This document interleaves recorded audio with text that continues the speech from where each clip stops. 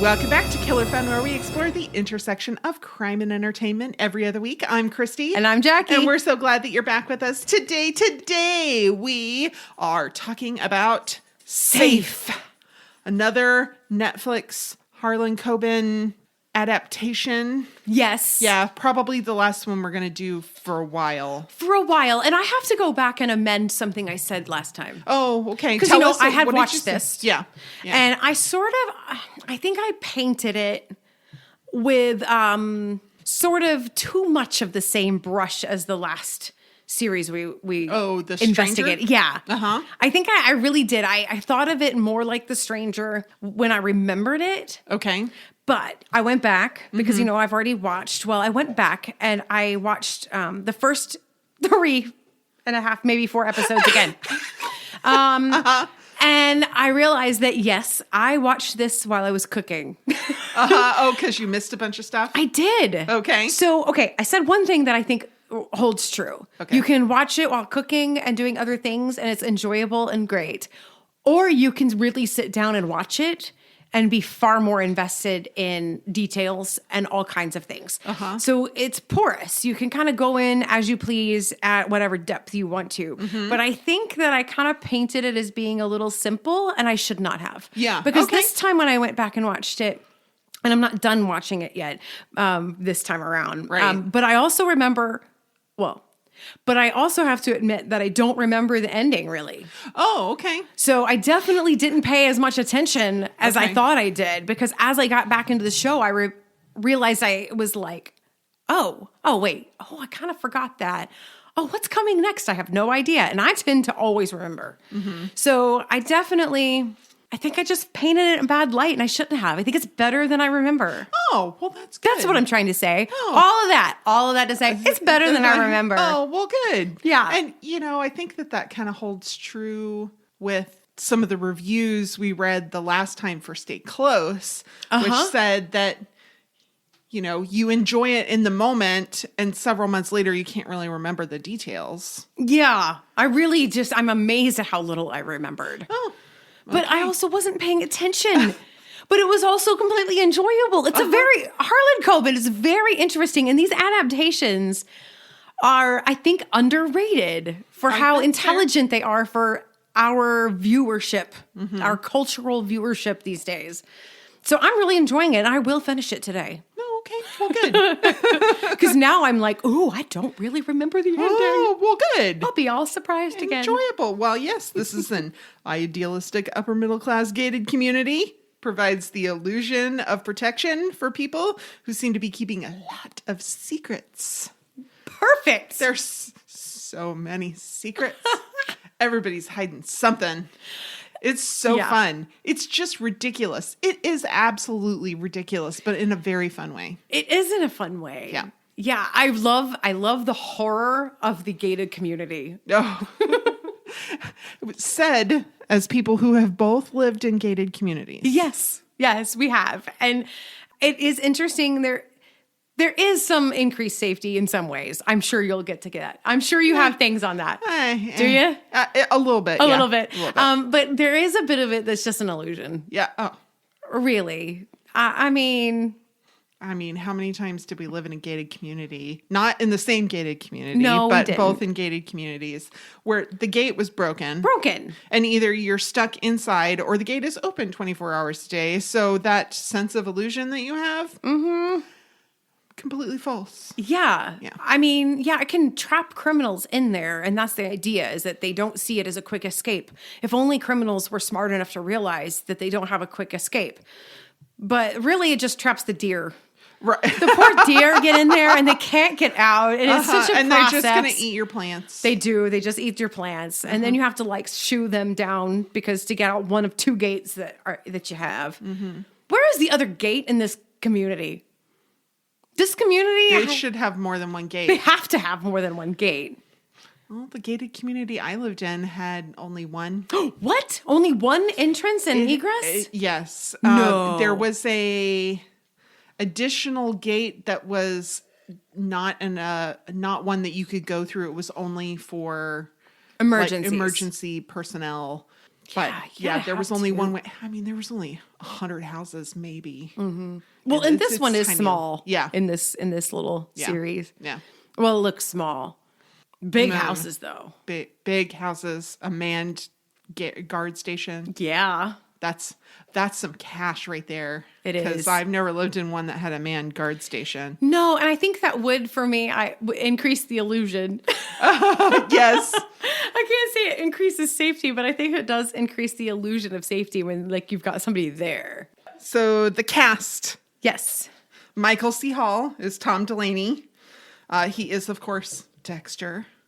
He's also David Fisher in The Wonderful 6 Feet Under and lots of other stuff. Amanda Abington is Sophie, the detective, Tom's girlfriend. Yeah. Yeah.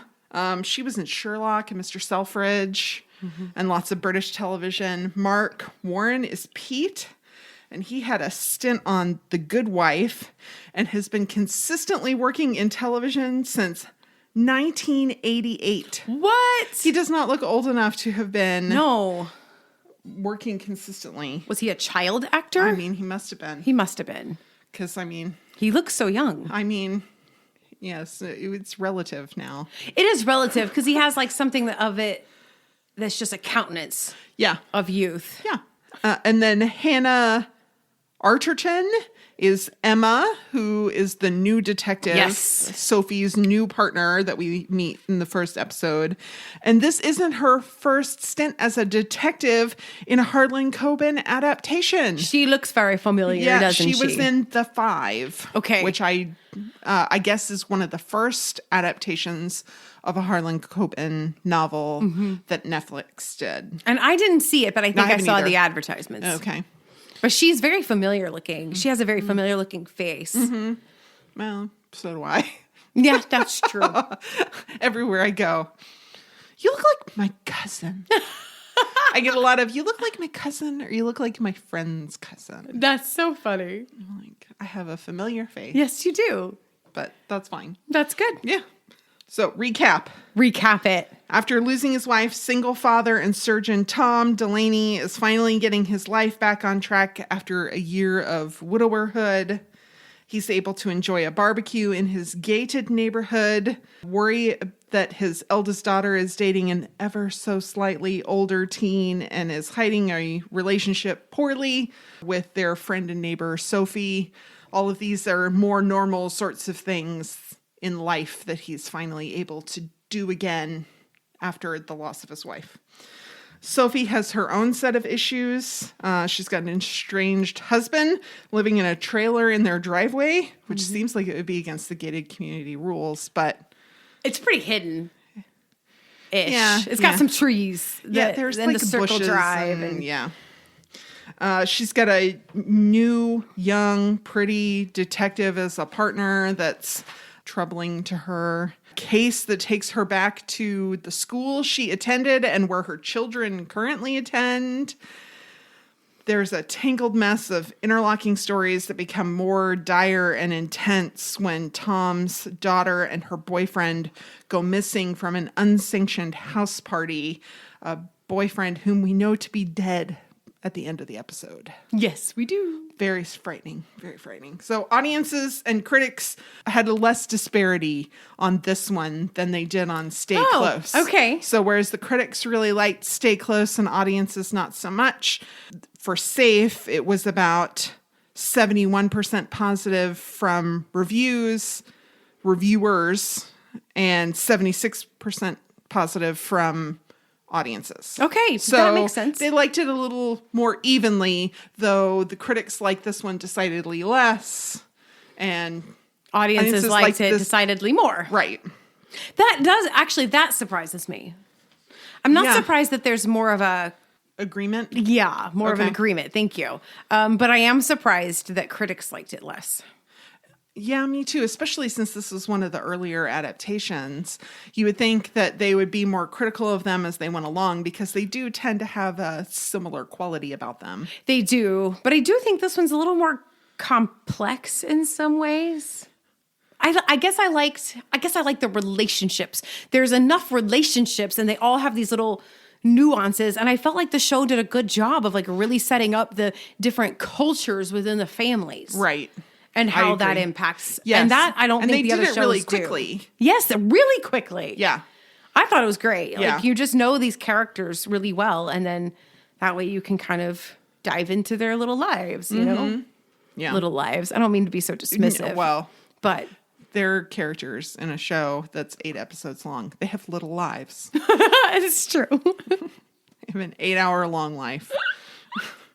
And whatever little bit that we get to learn from that. It's true. Yeah. I just realized I sounded so arrogant. And I was like, I can't even get over it. Oh, it's funny. All right. Moving on.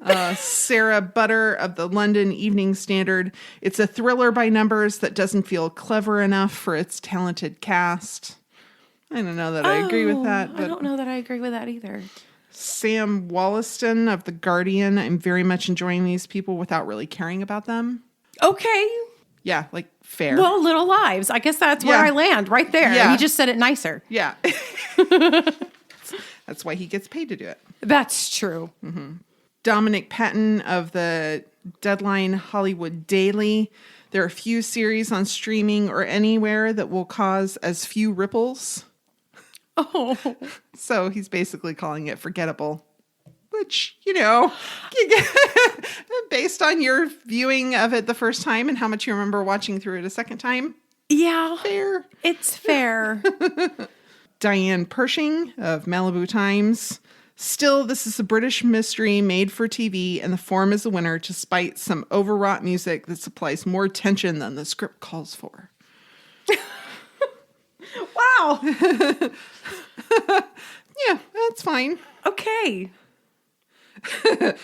User Jess L. This is the best, worst thing I've ever watched. Maul agrees with her. It's almost good. It's almost very good, but then it isn't. Like, okay, these are fine. I understand it. I can have enjoyed it and still understand these. I totally comments. feel that. I do. I'm enjoying it better a second time around. When you're paying more attention. Yeah, paying more attention. Yeah. But I think that's kind of I think that shows good television making because you can enjoy it on a couple levels. You can not pay attention, which is very much our MO currently for how we watch television. Yep, absolutely. Yeah. But also if you pay a lot of attention, you can enjoy it in a different way.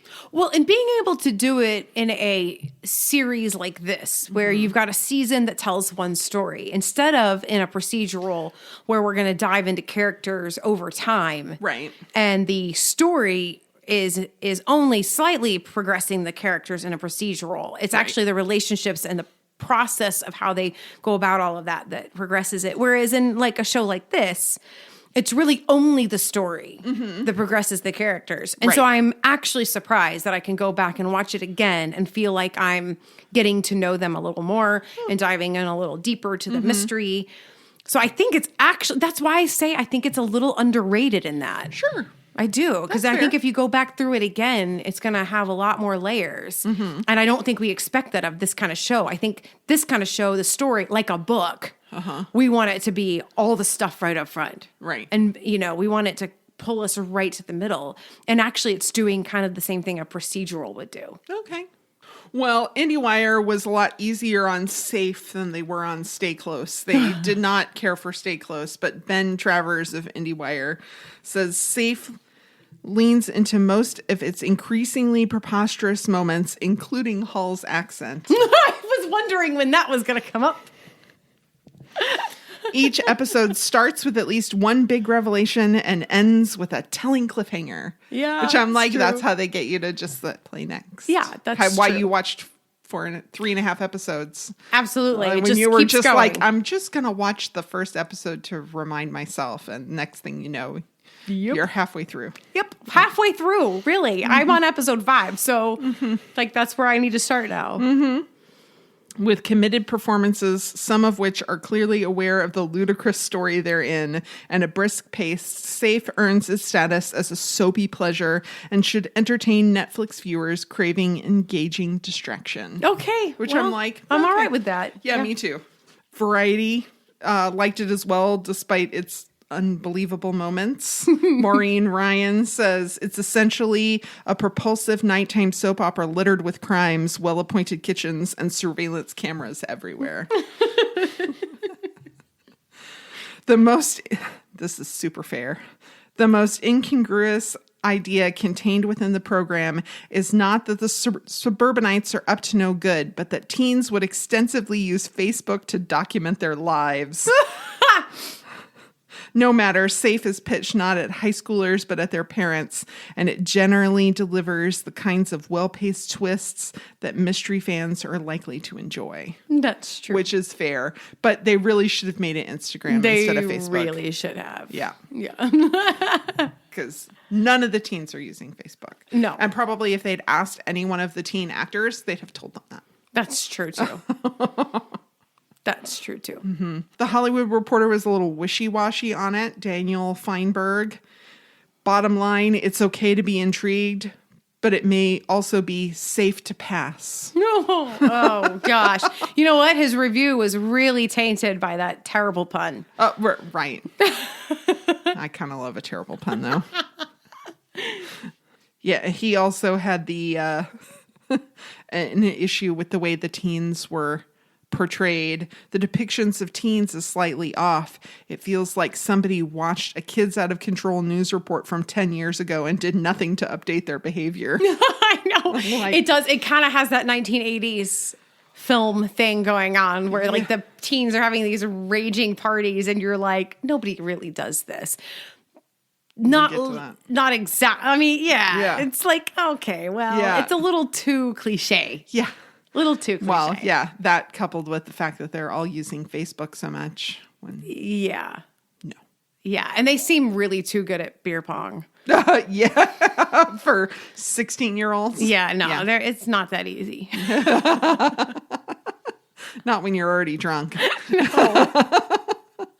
They really did make it quite often in that one little scene. And I was like, I'm really not even good at beer pong. It's hard. Well, he had to be soused. I mean, it's crazy. I guess. I don't know. All right. So up next, is it true? Psychology break and real life. So here's how it works. Christy wrecks her search history. Hey, an essay. We promise it's nothing more nefarious than a podcast. To find out what's true, some of the psychological motivations behind the character's actions, and real-life applications that relate to our topic. I have no idea what Christy decided to look up. Could be the same thing that captured my curiosity or something I never thought of. Is it true? Chelton? Fictional! No! As with all of these Harlen Coben adaptations, the cities are fictional. Safe was filmed in a variety of places in England. The houses aren't even all in the same neighborhood. They're all over the place. And yeah. Yeah, totally fictional. Yeah, you can't go specifically to one town and see the gated community, go spy. There's none of that. So Pete, Tom's friend and coworker, was in an operating room and not wearing a mask. Okay. And I was like, yeah. What? He's in the operating room. Why does he not have a mask on his face? Okay, talk to me about this. Okay. So the American Society of Anesthesiologists had an article. This was a while ago, December 2010. Okay. Where they were talking about this. And there was a recent review conducted to when the article was written that said it wasn't really clear as to how much masks prevented surgical wound infections. Oh, okay. So there's a little question about whether now there's reasons to go ahead and wear them, even if it provides minimal protection for the patient. If, blood squirts out, they end up with it not on their face. Right. There's reasons to go ahead and wear them.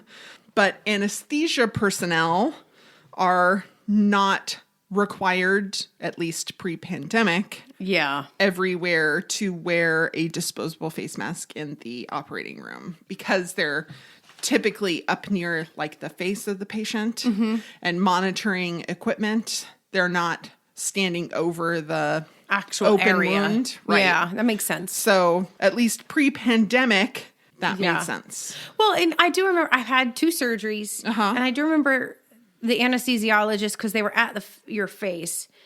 But there is something comforting about seeing their whole face when they're like, "Okay, here we go," and all of that. But it didn't occur to me that they might not put on a mask Yeah, once you were asleep. once you were asleep. But I guess I could understand it in some ways. Yeah.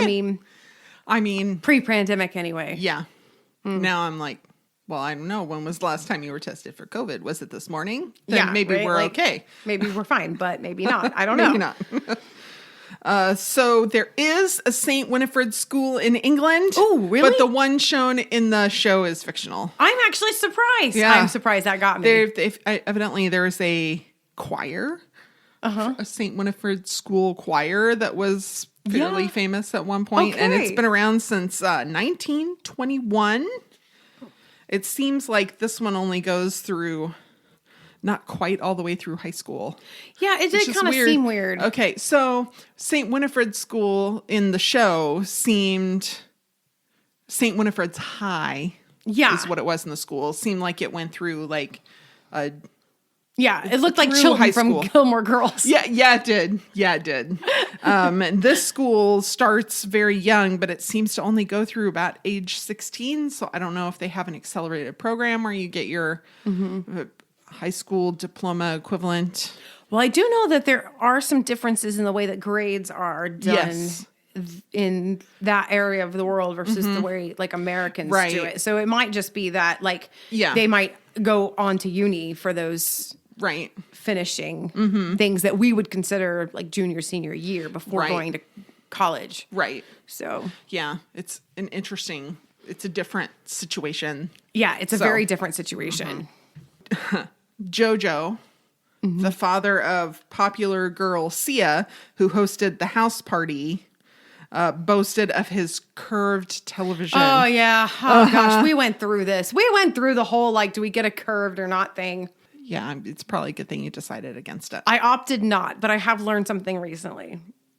For a TV, like a 65-inch, like he was talking about, I don't like the curved. Right. I stood in Best Buy at that Samsung curved TV for like a lifetime trying to figure out, because we had to buy a new TV. We were buying one. And so we stood in front of the flat one. We stood in front of the curved one. We did all of the things. And we said, no, I don't like the curved. But for a computer monitor, Oh, I have to tell you that I covet my son's curved computer monitor. That's amazing. okay. So that's an astute observation Ooh. because Android Authority basically says the exact same thing. Woo, woo. So for a while, like when it was first kicked off at Consumer Electronics Show, Yeah. the CES. was 2013.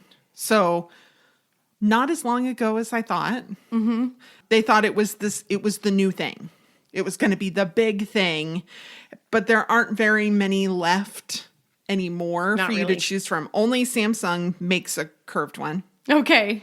anymore. Makes sense. That's the one I stood in front of. And the whole idea was to match the curvature of your eye.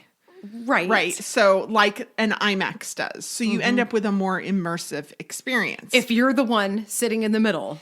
That's exactly their point. They're like, you have a very narrow field of acceptable viewing. Really, you do. I mean, they're curved. Well, okay, that's great for the person who's sitting right in front of it. But also you have to be closer to it. You really do. To really get the effect of it, which means it's harder for anybody else to watch. There's a lot of glare. Yep, that was another thing we noticed.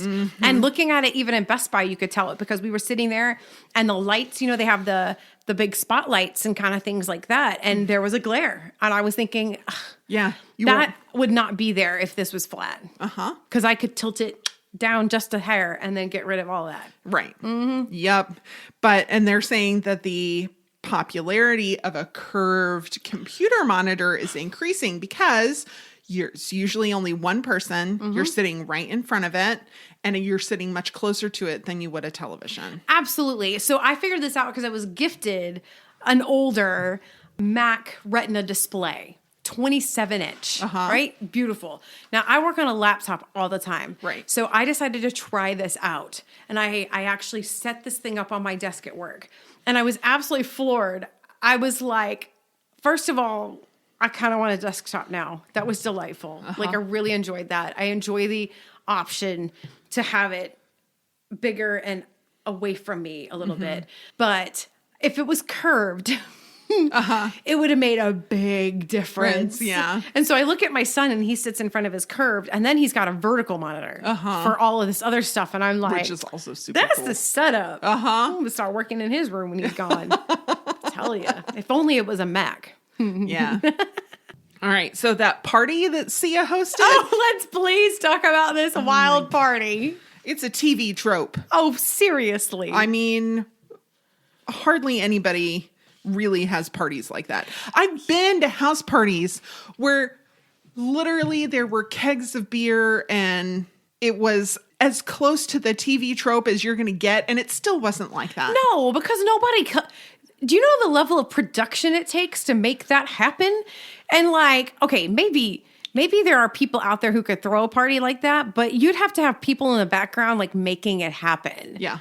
Like all the lights, all of a sudden they had the lights, and I was like, I didn't see anybody setting up these. The lights were not like that. No, please. The lights were not like that in this house party. It was, the least flattering light ever. But there was enough beer that it didn't matter. Or either everybody just turns off the lights. Right. And then it's dark. Right. And then you're tripping over stuff because you're drunk. Yeah. And nobody's really dancing. No. Nobody's really dancing. Literally everybody dancing and having a blast is one of the things that TV Tropes points out. As anybody who's actually been to a real teen, or for that matter, adult party will tell you, this is not how real parties end up. Not really. Okay, this is the most realistic house party situation I've ever seen on TV right here. Friends. They threw Rachel a birthday party after her parents were separated. Yes. And they had one in Chandler's Chandler's apartment, and one in Monica's apartment. And you put those two things together, and those are the most realistic. Agreed. Right? In Chandler's apartment, there was music going. But everybody's just standing around and chatting. Yeah, and there's might very be a little dancing. People just dancing but they're around. They're just like having a little fun, and I like this song. And then they just go talk. And then they, hang Right. out at the refreshment table. Yeah, it's so much more realistic. And then you have the other parties where somebody's really trying to plan organized fun, and it's like... Yeah. They're trying to force the fun on everybody. Yeah. And so realistic. These wild teen parties, nah. No, not at all. Although Sia's rich, so I have an idea. Let's help these teens have better parties. Why don't we create people like, there's tech people out there who can actually do this. Just hire us to come in and we'll set it up and we'll make it happen. You pay us money, you're all rich. That's a bad idea. Yeah, that is a bad idea because then you're going to be the only adult there. That was such and then so you're bad. suddenly the one who's responsible because the teens drank too much and got It in would their suck cars. so bad, but you'd make a lot of money. Yeah, Don't do that. I'm just kidding, y'all. I'm just kidding. mostly. You would make a lot of money, but it's unethical. Don't do it. Yeah, that's what I'm saying. There you go. So Tom was concerned and a little nosy. So he had daughter Jenny's phone cloned. Oh, yeah. And this software is not just realistic, but so available that Dr. Phone, this website, has not one, but 4 options for parents or suspicious spouses, whatever. There's Spizy, which provides a lot of support other than just cloning messages and does GPS tracking and recording calls and different things like that. For an iPhone, there's M-Spy. There's also Heister Mobile, which will also keep tab on social media apps and keyboard activities and can help with extracting passwords. There's auto forward spy, which will extract the text message or email thread, and the sync of that is really smooth. That seems probably most like what he had. Like he had to log in on his own phone, and then he could read her text. Her text. Yeah. All right. So what do you think about this? How do you feel about these kind of apps? I am so curious to know your thoughts. I don't think it's a good idea for a spouse. No, but for kids. I mean, specifically for teenagers. For kids. Well, we kind of have a rule that whatever there is on your phone should be accessible to me if I feel that there's a need to read it, because I'm paying for their cell phone service and bought the phone for them in the first place. So they're not allowed to have passwords that we don't know. And like I have Face ID on both of my kids' phones so that I can just unlock it and look at it. So that doesn't mean that they couldn't be hiding something from me, but I'm not going to go snooping on their stuff unless I have a reason to. So in that way, he kind of felt like he had a reason and didn't utilize it until he was concerned about her whereabouts. So in that way, I'm kind of okay with it. But also, our kids aren't allowed to turn location services off. See, that's the thing he didn't have. Right. So there are some apps that are not hidden, like 360. Yeah. Right? Like if you put 360 on there and you discuss it ahead of time, you know, they can't like just turn it off. Right. But you do have location. Right. And he didn't have location. Right. And so like that probably would have been super helpful. Well, yes. But, you know, it goes both ways because my youngest, there was busing issues at the beginning of the year. And so most days I ended up going and picking them up from school. Right. I remember that. Yeah. And so for me to be able to see their location, they could also see my location. Right. So, which is fine. It's fine. Whatever. I don't have anything to hide. So that's fine. And in fact, I picked them up for a doctor's appointment one day and they were done with whatever they were doing in class. Mom, I see you're in the parking lot. Can you just sign me out now? Oh, that is funny. I'm done. I'm like, yes, All that's fine.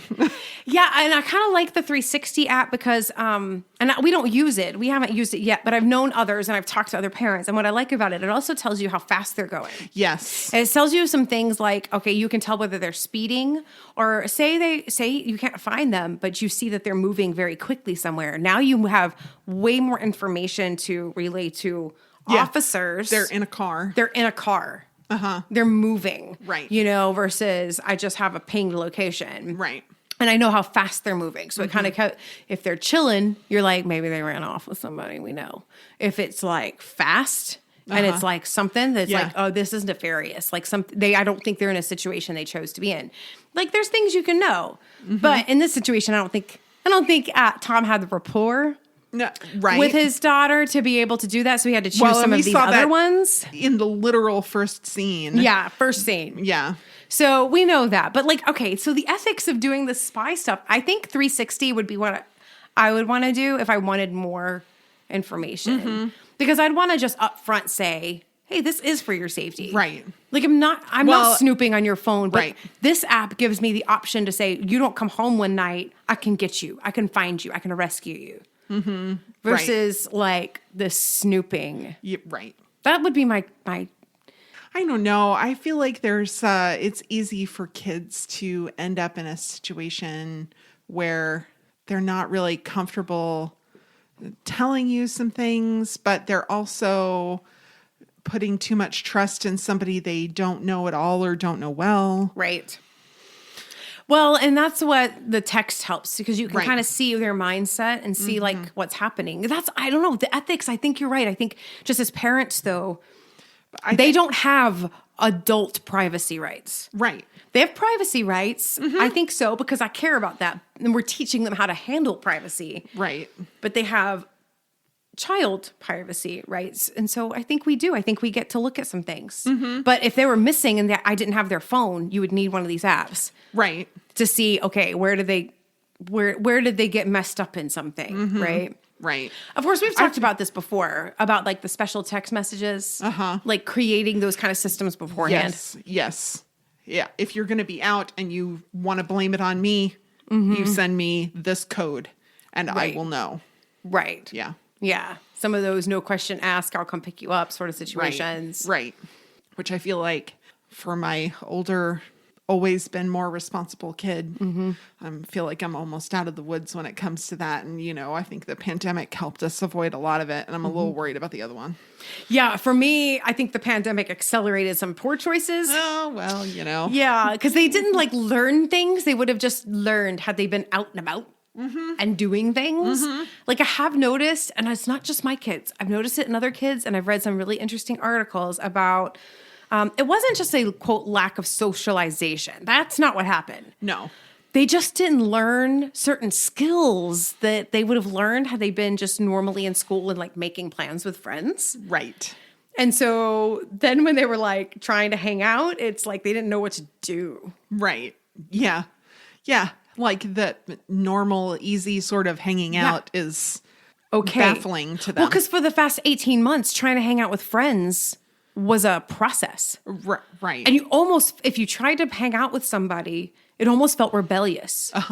Because you had to say, okay, well, we're going to take this risk to hang out with this person in the middle of a pandemic. Right. So here's all the things we're going to do to set that up. So it kind of created this false illusion that to hang out with people, there needed to be some sort of rebellion or something around it. And really it should just be let's do something. Okay. Yeah. Let's go to the movies. Let's go hang out at the mall. Let's, eat at the food court or, Social stuff isn't rebellious, No. but has been for the last 18 months. Right. Even for adults. Yeah.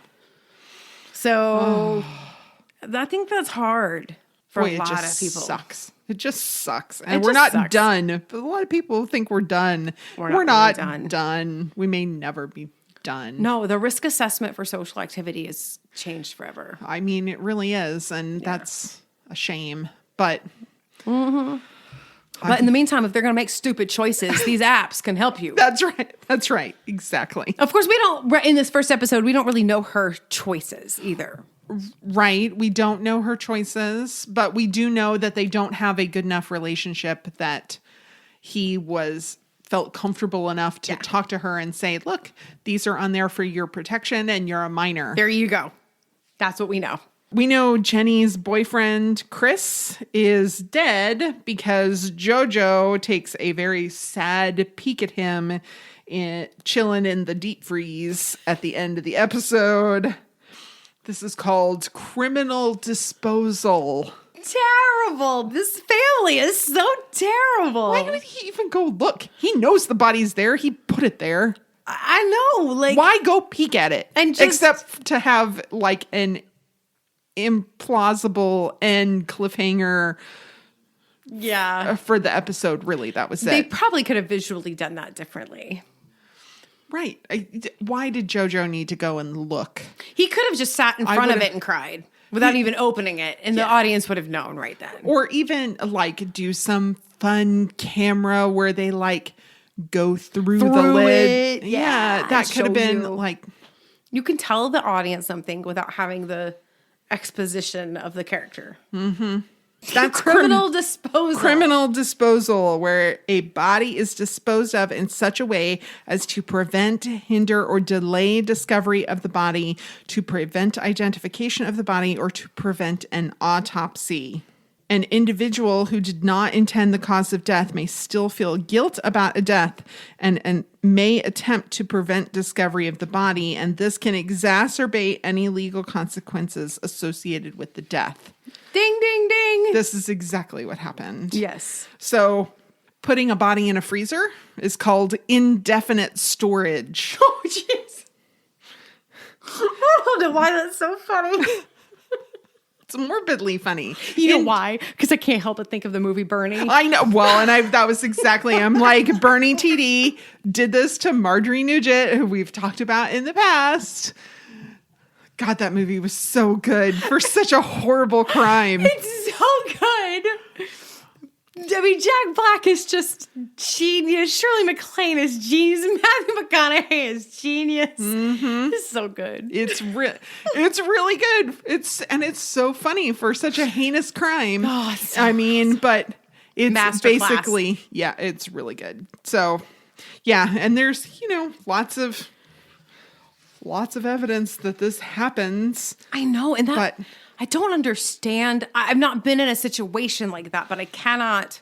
That guilt of like, okay, I'm not responsible for this death, and then trying to hide it anyways. That I don't have empathy for. Right. I've not been in the situation, No. so I don't know how I would react, but I hope that everything inside of me and my character has built me to a place that I would react Just much call the better than that. police. Just call the police. Face Just call the 911. music for whatever crimes you may have committed. It's Yes. as long as you didn't kill the person, Yes. then whatever consequences you have to face are less than hiding it. Right. Because it makes you an accomplice after the fact. Exactly. For somebody you don't even know. In this case, they don't know what happened to this poor kid. They don't know if it was an accident. They don't know if it was nefarious in some way. Parents weren't even there. But, well, anyways, I can imagine for them it feels a little worse because, they weren't there. Their daughter had a party. They know there was drugs at the party. That's kind of revealed in the first episode. So they're worried about her getting busted for that and all the reputation that it would do. And so I guess I can understand this idea of wanting to control the narrative to protect. I guess I can understand it cognitively. Right. Yeah. But, yeah, no empathy. Yeah. All of the sources that we use to inform our discussion here on Killer Fun Podcast can be found on our social media. Join us on Facebook at Killer Fun Podcast, exploring the intersection of crime and entertainment. You can find us on Twitter at Killer Fun Pod, or you can send us an email at killerfunpodcast@gmail.com, and I'd be happy to share a link to whatever information you're looking for. We love to hear from you. You might learn a little something too. All right, psychology break. Ooh, let's do it. So Jenny was upset with Tom after the loss of her mother, and the loss of a parent can have a profound effect on children, even teens. Even teens. As she is. Psychology Today, written by Romeo Vitelli, a doctor, said a lot of the studies that have looked at one-parent households and parental loss really looked at divorce or separation, less so than death. And they found it's actually quite different when it's a death rather than a divorce. Results showed that men and women who lost a parent before the age of 18 were at a significantly higher risk of marital separation than non-bereaved men and women. And that there was no significant difference between whether they lost a mother or a father. Isn't that interesting? It's really interesting, I thought. And really, the outcomes depended on the attitudes and behaviors of the surviving parent. So the more bereaved a parent and the less attention they're able to pay to their child, the worse the outcomes.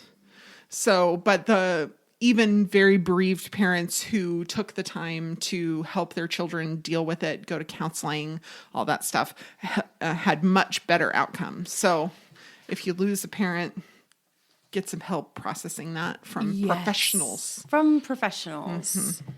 It's so sad. And in her case, like, she obviously blames him. Exactly where I'm going next. Oh, yes. Do it.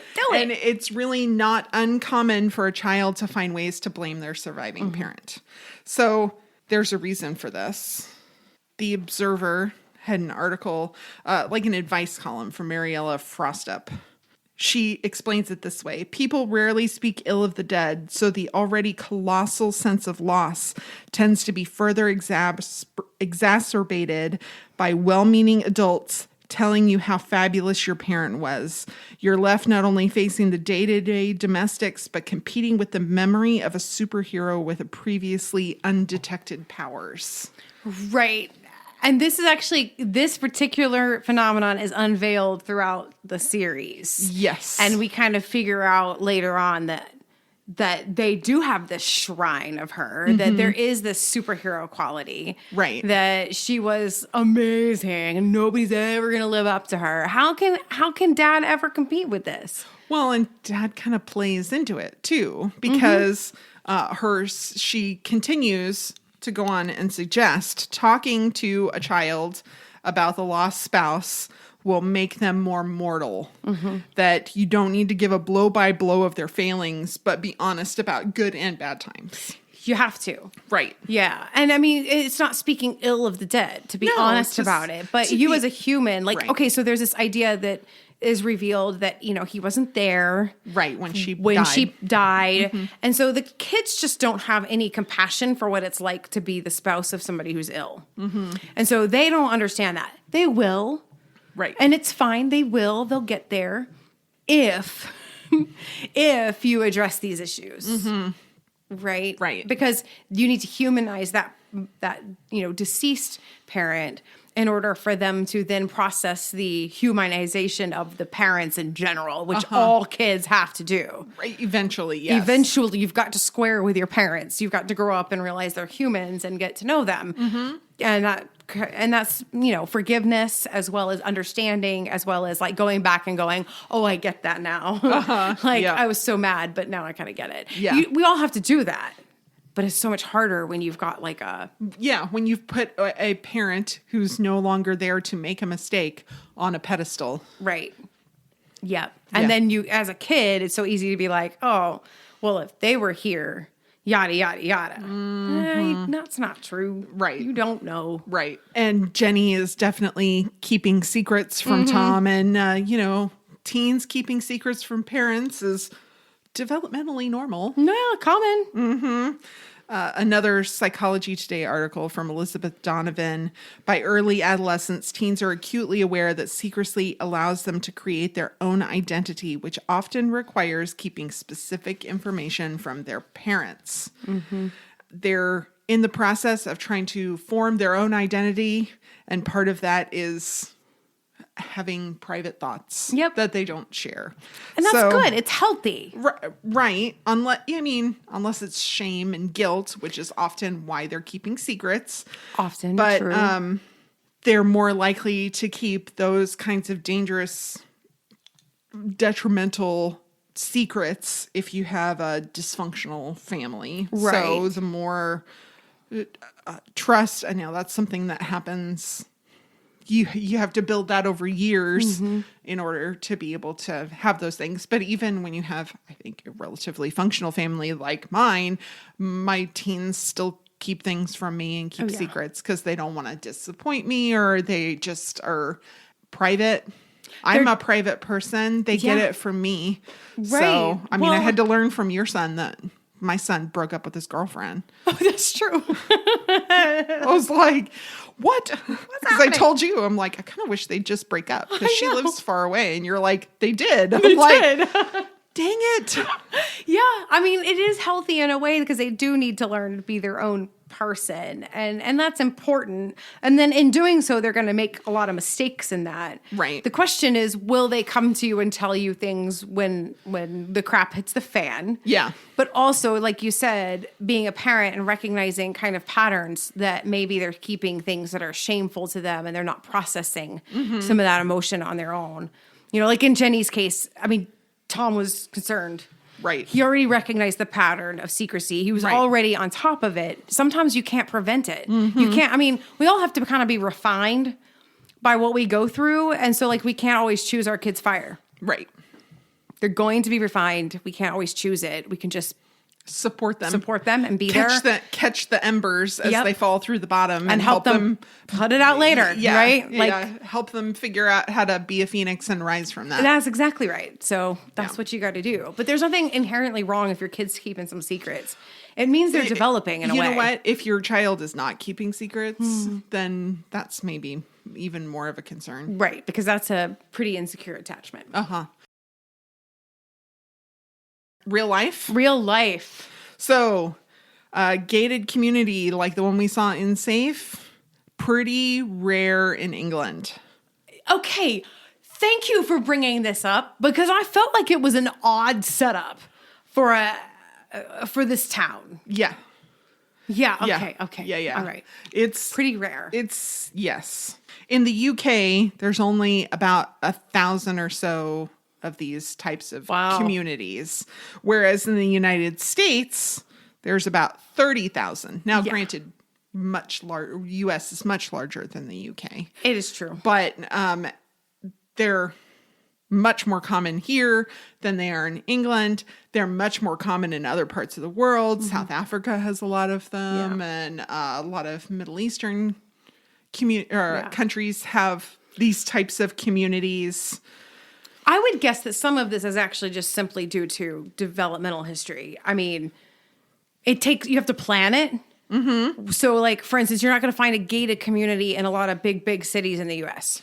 because they develop naturally over time. Right. And so and a gated community takes time. So you're going to find them in the outside suburbs, right? Not towards the cities. Well, in the places like UK and some of these cities, they're very old. Right? So they would not have developed that way. Mm-hmm. And so you see newer developments kind of implementing this. Yeah. Yeah, there's criticism that gated communities and maybe less so cul-de-sacs tend to exclude people. You don't have a lot of just traveling through traffic that you notice if somebody doesn't quote unquote belong there. Yeah. And that tends to be upper middle class. So you end up with not a lot of variety in neighbors. Everybody's of very often the same background, the same income level. Yep. It gives only an illusion of safety. And the New York Times blamed gated communities on the shooting death of Trayvon Martin. Oh, yeah, I would too. Yeah, because the seclusion of it, and he had a reason to be there, but because he didn't look enough like the other residents, there's issues. It's very abstract. See, it'd be easier if like a gated community and we could show something very specific that is an outcome, but we can't. It's like, it perpetuates some ideals and cultural phenomenons that are very abstract to the individual person. So it's hard to understand why, choosing to live in a gated community is actually perpetuating a societal fail. Right. And it's hard to... Right. Then people don't want to take on that kind of responsibility, but like choosing to live in a place that fosters inclusion and community and all these things, that's a really hard thing to kind of take on as a personal burden. Right. So I get why it's hard. Right. Like... I don't necessarily fault anybody living in a gated community for the issues of a gated community. Exactly. But maybe they shouldn't be a thing. There you go. That's exactly what I'm saying. Yeah. So like we didn't intend to buy in a gated community. We didn't like go looking for a gated community, only look at houses. It was the right house at the price we could afford, and it happened to be in a gated community. There you go. Us too. That was how we ended up in it. But I can understand even why somebody would want to be in that community. Right. Because there were good things. Like I loved the fact that because of the gated community and the way that it was set up, my kids had a street and a cul-de-sac kind of situation where all the kids could go out and play. Right. And I loved that. And actually that would be harder in the neighborhood I live in now where there is a lot more through traffic. Right. And people don't care. Right. So I wouldn't be able to just send them out and be like, yeah, come back when the streetlights come on. Right. Which is something I got to do with my kids. Right. And it's, I loved that. I really did. I wish that for everyone. What's funny is these neighborhoods that came up that were not gated, original suburbs used to be sort of like that too. But now they're not. Right. So culture, it moves on. But gated communities has maybe segregated a little of that culture into these little pockets. So instead of the goodness of the gated community infecting and spilling over into society at large, it's kind of removed it. Right. From society at large. Interesting. You know what else is uncommon in England? What's that? A doctor who smokes. She says, a doctor even. Because Tom is smoking a cigarette in an alley, and then he and Sophie smooch and share their cigarette and sneak off. So the European Journal of Public Health says that in Britain, almost no doctors smoke. That's good. Yeah, it is good. In Italy, smoking is commonplace among everybody, but also medical students and doctors. Interesting. Most developed countries, USA, Australia, the UK, they're specifically English-speaking countries, for whatever reason, have had doctors be the first ones to reduce their smoking rate, and it's now under 10% of all doctors who smoke in those countries. That's good. Okay. Yeah. I like it. They go on to talk about in this article about why it's better for doctors not to smoke and why they might be. Obviously, it's better for your health. Right. But also, it's harder for doctors to recommend somebody else quit smoking when they themselves smoke. So if they have, cardiac patients who really need to not smoke, right, it can be more difficult for them to suggest that when they themselves smoke. So the boyfriend, Chris, had a really uncomfortable lunch with his parents, and his dad, Neil, talks about how an osteopath is going to be a good job in the future because all the kids are hunched over their phones. And I'm like, I don't even know what an osteopath is. And, so I kind of thought maybe it was like a chiropractor. Yeah. It's not really. And it's different in the U.S. than Europe. So in the U.S., there's osteopathic physicians, and they're fully licensed doctors. And that what they do is they focus on the musculoskeletal system and help.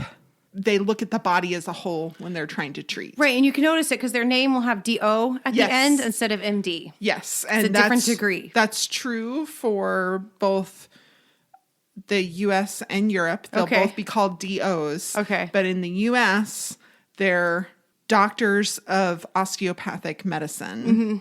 And in Europe, they're practitioners who have a diploma of osteopathy. Okay. Also DO, but stands for different things. Okay. So in Europe, they're trained on the manipulation techniques, which don't center around the spine, which is what a chiropractor typically focuses on, spinal alignment and stuff like that.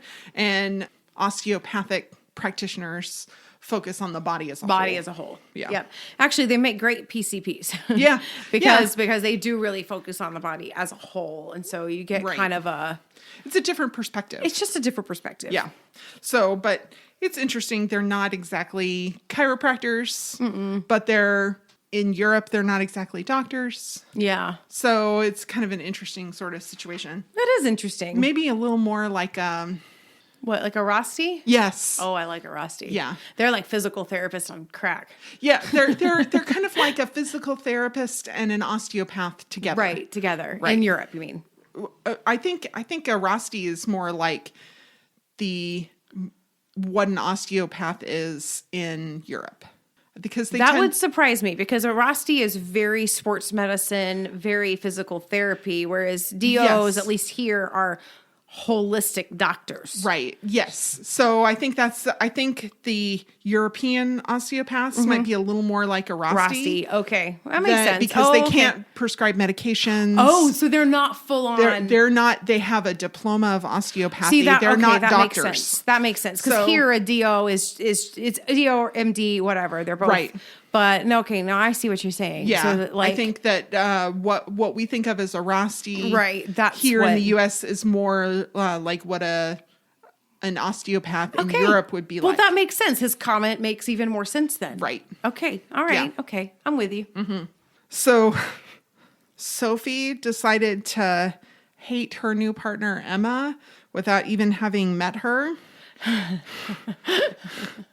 So this is probably rooted in fear or self-consciousness, or Sophie's just a bully.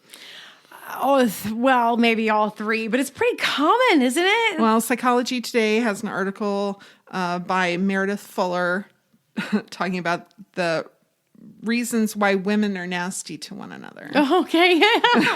Well, there you go. And she cites 3 main ones. They may project either their own insecurities on somebody else. So they feel fear, envy, jealousy, suspicious, resentment, rage, anxiety, lack of self-esteem or confidence. All of those things get projected on somebody else and make them feel those things more acutely. Right. Sometimes it's just because they can get away with it because it's fun to be mean. They find it fun to be mean to somebody else. I don't find it fun to be mean to other people. I don't either. I think men do this too. They just do it in a different way. Right. Like if you're going to be that general between the two sexes. I mean, I think men do it in a hazing kind of way and a prove yourself kind of way versus women who are going to go for some of that superficial kind of just thing. That's what it feels like anyway. Right. Or they just don't have the interpersonal skills to be able to have a good relationship with somebody of the same gender. Yeah, that's true across the board. I think there's a lot of people who struggle to be friends with people of the same gender. I do. Maybe it's kind of like, like when you're like, okay, well, you don't get along with that person because you're too like them. Okay. Yeah. Sometimes I think that's what we run into. It's like you should have something in common, but actually you're just too alike. And so instead of it being something in common, it's something that clashes because you can't have two. There's not room for both. Right. Right. So yeah. I don't know. I wonder about that.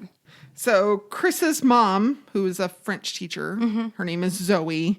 She was accused of an inappropriate relationship with a student. And let's start out by saying it is not common, but it is maybe slightly increasing in how common it is. I think and so. that it happens ever is too common. Yes. And it does. Okay. It does feel like it's increasing, but I don't know if it's just because the news coverage is increasing about it. I think that's part of it. I think phones. Oh, am I right? Am I going to nail this? I think I'm going to nail this. I think phones and the communication options and technology has increased this dramatically. Ooh, very close. Social media. Okay. Yeah. Social media. So this article is really, it's been talked about less in the past few years. But so this one's from January of 2015 in the Washington Post.